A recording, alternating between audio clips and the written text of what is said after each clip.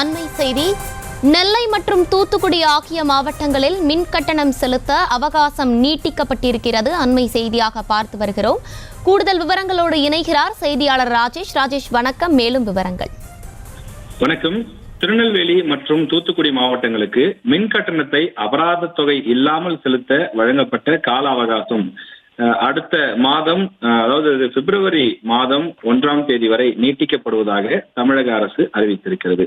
சமீபத்தில் பெய்த கனமழையின் காரணமாக திருநெல்வேலி மற்றும் தூத்துக்குடி மாவட்டங்களில் ஏற்பட்ட அதீத பாதிப்பினை கருத்தில் கொண்டு தமிழக முதலமைச்சர் அவர்களுடைய உத்தரவின்படி இந்த 2 மாவட்டங்களிலும் மின்கட்டண அபராத தொகை இல்லாமல் செலுத்துவதற்கு கால நீட்டிப்பு வழங்கப்பட்டிருந்தது.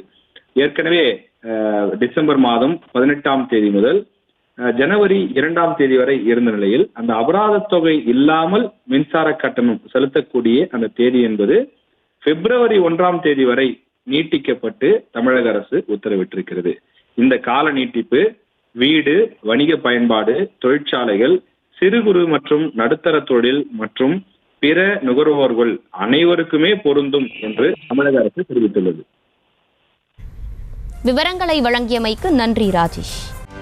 செய்திகளை உடனுக்குடனும் துல்லியமாகவும் தெரிந்து கொள்ள சப்ஸ்கிரைப் பண்ணுங்க.